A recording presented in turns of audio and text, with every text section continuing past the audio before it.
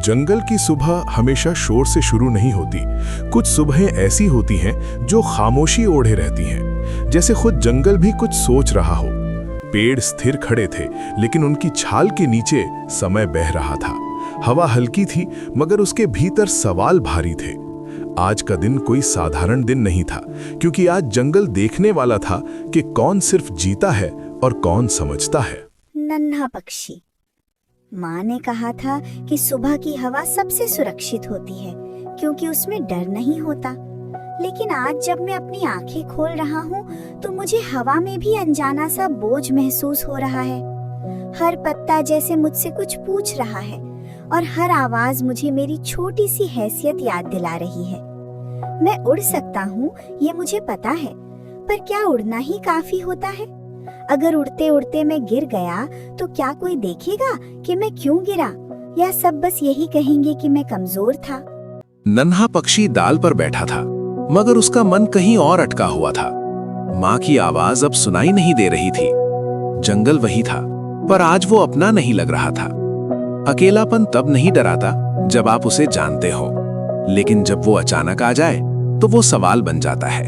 ये अजीब है, जब माँ साथ थी तब यही जंगल मुझे बड़ा और सुरक्षित लगता था। आज वही रास्ते तंग क्यों लग रहे हैं? क्या जंगल बदल गया है, या फिर मैं ही बदल रहा हूँ?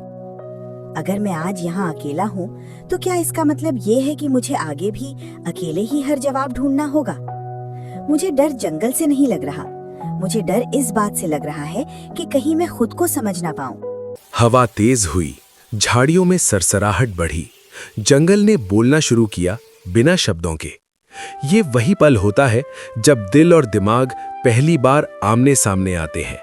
हर कोई यहाँ अकेला आता है, हर कोई यहाँ अकेला ही परखा जाता है। अगर ये सच है कि हर कोई अकेला आता है, तो फिर साथ का मतलब क्या है? क्या माँ सिर्फ मुझे छोड़ने के लिए मेरे साथ थी, या फिर वो मुझे इस अकेलेपन के लिए तैयार कर रही थी? डर भागने को कहता है, लेकिन कहीं अंदर से कोई आवाज कह रही है कि अगर मैं आज भाग गया, तो पूरी जिंदगी खुद से भागता रहूंगा। झाड़ियों से कोई तेज नहीं निकला, कोई हमला नहीं हुआ। बस दो शांत कदम आगे आए, जैसे किसी ने जानबूझकर डर को जगह दी हो। डर तब और बढ़ जाता है जब हम उसे छुपाने की कोशिश करते हैं। तुम डर रहे हो, और ये कोई कमजोरी नहीं है। कमजोरी तब होती है जब डर हमें तय करने लगे कि हम क्या करेंगे।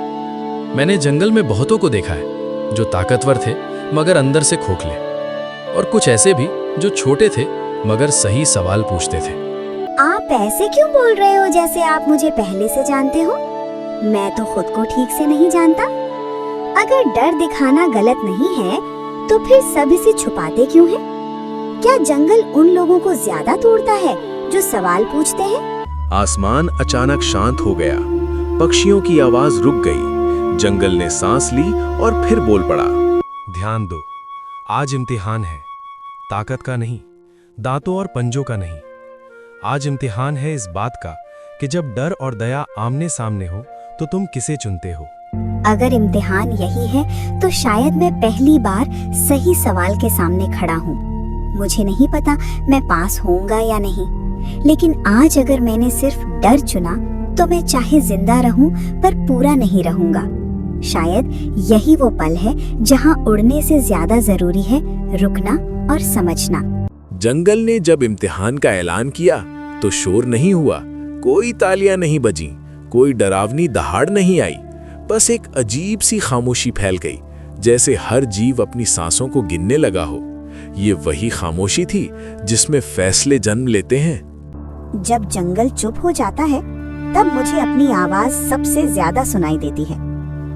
आज पहली बार समझ आ रहा है कि डर बाहर नहीं होता, वो अंदर बैठकर धीरे धीरे सवाल बन जाता है।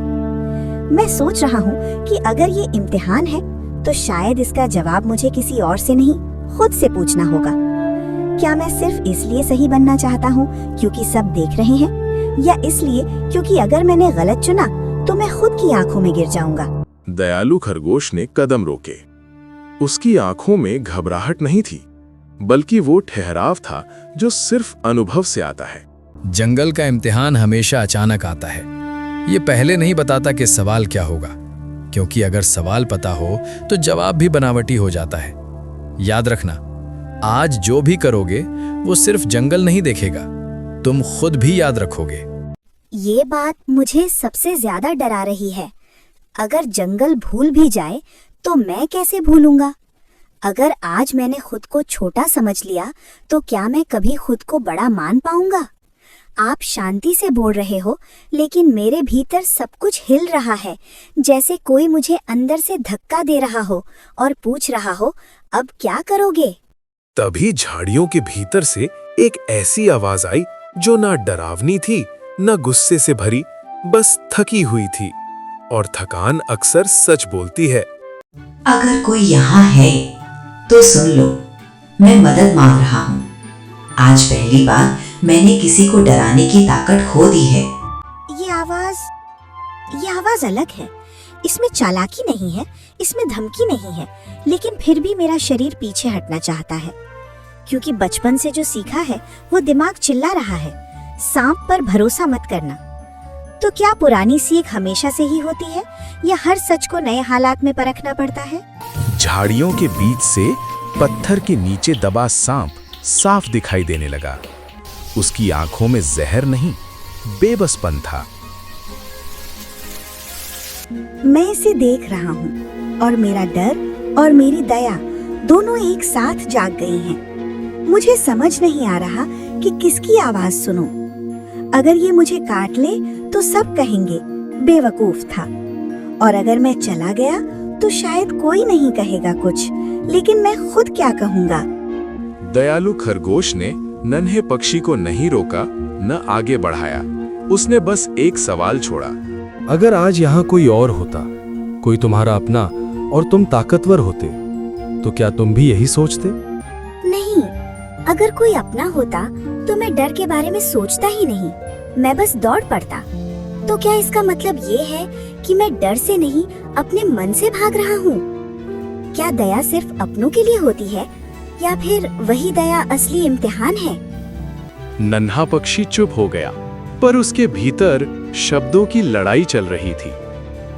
माँ ने मुझे उड़ना सिखाया, पर उन्होंने ये नहीं सिखाया कि जब जमीन पर कोई गिरा हो तो क्या करना चाहिए। शायद कुछ सबक सिखाए नहीं जाते, वे चुने जाते हैं। अगर मैं आज पीछे हटा तो मैं सिर्फ सांप से नहीं, खुद से भी दूर चला जाऊंगा। नन्हा पक्षी ने डर के बावजूद एक छोटा सा कदम आगे बढ़ाया। जंगल ने उसे रोका नहीं। मुझे नहीं पता कि ये सही है या गलत, लेकिन मुझे इतना पता है कि ये आसान नहीं है, और शायद जो आसान होता है वही सबसे पहले गलत साबित होता है। मैं मदद करूंगा, इसलिए नहीं कि मैं बहादुर हूँ, बल्कि इसलिए कि मैं कायर बनकर नहीं जीना चाहता। सांप की आंखें भर आई। दर्द ने उसके भीतर कुछ तोड़ दिया था। आज अगर मैं बच गया तो मैं याद रखूंगा कि जिंदगी ने मुझे नहीं, दया ने बचाया। मैंने डर फैलाया है, पर आज पहली बार मैं डर में हूँ। खरगोश ने पत्थर को धक्का दिया। नन्हे पक्षी ने अपनी पूरी ताकत लगाई। ये ताकत शरीर की नहीं थी, ये फैसले की थी।